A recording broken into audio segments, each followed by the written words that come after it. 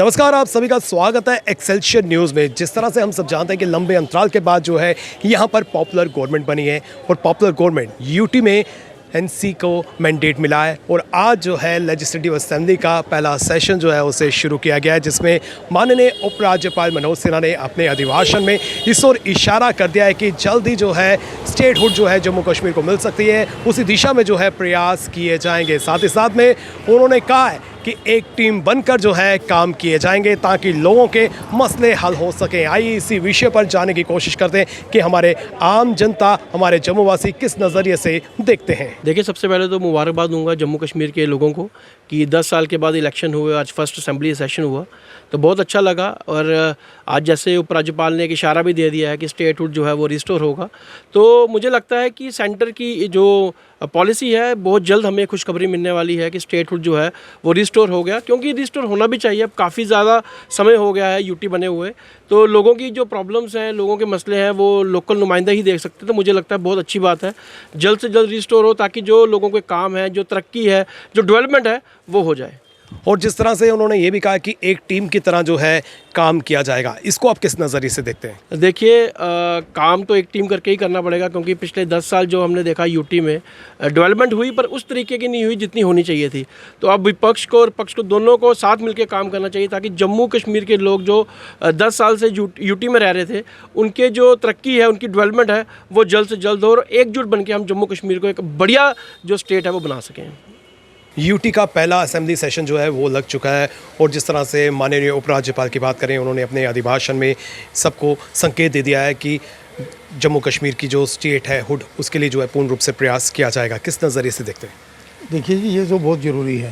State hood का मसला जो बड़ा गंभीर है, क्योंकि बरसों से जो हमारी पूर्ण राज्य था, जो स्टेट थी, लेकिन उसके बाद उन्होंने यूटी बना दिया। होता यह है कि यूटी को अपग्रेड किया जाता, ये हमारी विडंबना है, हमारी बदकिस्मती है। वो अगर ये राज्यपाल ने, उपराज्यपाल जी ने ये कहा है, बहुत अच्छी बात है, क्योंकि देश, राष्ट्र और रियासतें मिलजुल कर ही चलती हैं, चाहे वो विपक्ष हो या दूसरी पार्टी हो, उनके साथ ही मिल मिला कर ही काम चलता है, क्योंकि वो भी पार्ट हैं डेमोक्रेसी में, विपक्ष भी पार्ट है, उनको भी लेकर और उन्होंने जो कार्य है वो अच्छा करेंगे।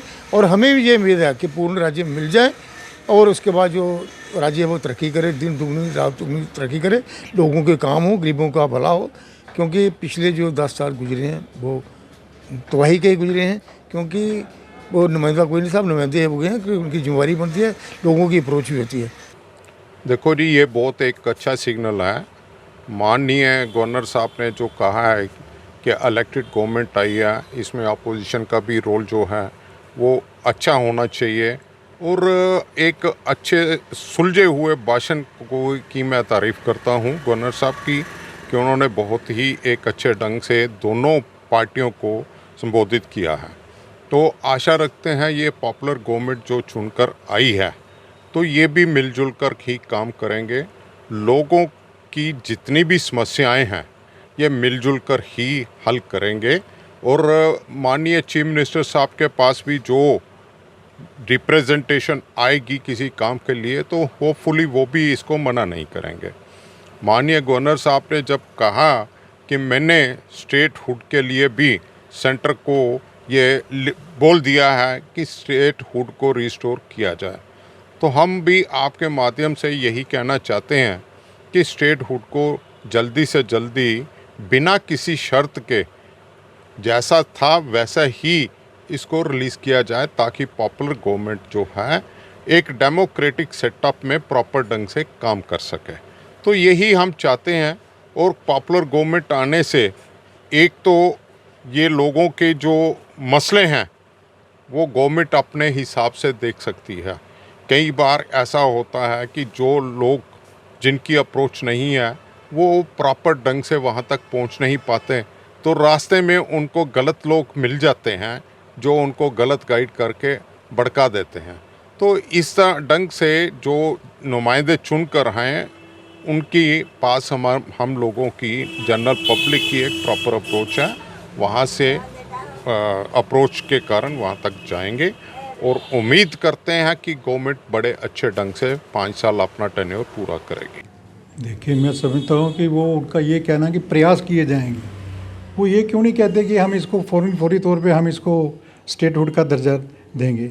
हम जो स्टेटहुड मांग रहे हैं, हम फुल फ्लैज स्टेटहुड जो है वो मांग रहे हैं। आधी स्टेटहुड हमें नहीं चाहिए, क्योंकि सुनने में हमें ये आ रहा है कि बहुत सी चीज़ें जो है इसमें वो डाइल्यूट करने वाले हैं, और वैसा हमें स्टेटहुड नहीं चाहिए, ये पक्की बात है। बाकी प्रयास की बात है, प्रयास करने के लिए ये हमेशा ये कहते रहे कि हम असम्बली के चुनाव बहुत जल्द करवाएंगे, और इसी में इन्होंने कितने साल निकाल दिए। अल्टीमेटली सुप्रीम कोर्ट को इसमें इंटरफेयर करना पड़ा, और उसके निर्देश के अनुसार जो है उन्होंने जो बोला था उसी के मुताबिक ये इलेक्शन हुए। इसमें तो मौजूदा जो केंद्र सरकार है उसके तो कोई कंट्रीब्यूशन नहीं है, तो इसलिए ये बातें कह देना मैं समझता हूँ ये सफिशिएंट नहीं होती। ये कहते बहुत कुछ हैं लेकिन करते कुछ भी नहीं। इनकी कथनी और करनी में बहुत अंतर है। इन्होंने 370 का कितना राग पाया, इन्होंने पूरे देश में इसका फ़ायदा लिया। लेकिन अगर हम ये जम्मू कश्मीर की बात देखें तो सबसे ज़्यादा अगर मैं समझता हूँ कि इसका नुकसान तो हमें हुआ। ये कहते हैं फ़ायदा हुआ 370 के बाद, यहाँ पे शांति बहाल होगी। मुझे बोलिए कहाँ पे शांति है? रोज़ इतनी ज़्यादा अशांति, इतनी ज़्यादा मिलिटेंसी शायद पहले कभी नहीं थी जितनी यहाँ पे इस समय हो रही है। और पर्टिकुलर जम्मू रीजन में अगर आप देखें तो जम्मू रीजन का कोई भी ज़िला ऐसा नहीं कि जिसमें मिलिटेंसी नहीं।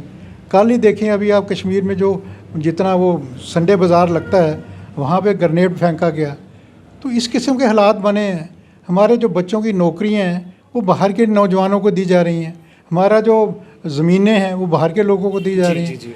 तो जो जम्मू का जो हमारा व्यापारी वर्ग है वो इतना परेशान है।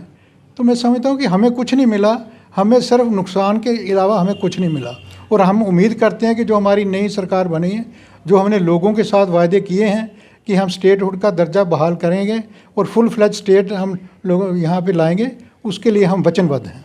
आज से असेंबली सेशन की शुरुआत हो गई है और ये असेंबली सेशन जो है 5 दिनों के लिए चलेगा। जी हाँ, इस असेंबली सेशन में जो है लोगों को काफ़ी उम्मीदें हैं कि लोगों के कई तरह के जो है मसाइल हल होंगे। नई गवर्नमेंट बन चुकी है और नई गवर्नमेंट का ये पहला असेंबली सेशन है जिसकी ड्यूरेशन जो है 5 दिनों के लिए निर्धारित की गई है। और पहले दिन की बात करें तो जिस तरह से यहाँ पर स्पीकर का चयन कर लिया गया है और साथ ही साथ में माननीय उपराज्यपाल मनोज सिन्हा ने अपने अभिभाषण में इस ओर इशारा कर दिया है कि स्टेटहुड की बहाली के लिए जो है प्रयास किए जाएंगे। हालांकि केंद्र सरकार की बात करें तो केंद्र सरकार भी इस ओर बार बार जो है इशारा कर चुकी है कि एप्रोप्रिएट टाइम जब आएगा तो जम्मू कश्मीर को स्टेटहुड में तब्दील किया जाएगा। और जिस तरह से आज असेंबली में भी जो है अपने अभिभाषण में माननीय उपराज्यपाल ने इस ओर इशारा कर दिया है, तो कहीं ना कहीं एक उम्मीद की किरण जो है वो जग गई है जिसका लोगों ने स्वागत किया है। फिलहाल करण सिंह और मुझे यानी कि रितेश गुप्ता को दीजिए इजाजत और आप देखते रहें एक्सेलशियर न्यूज़।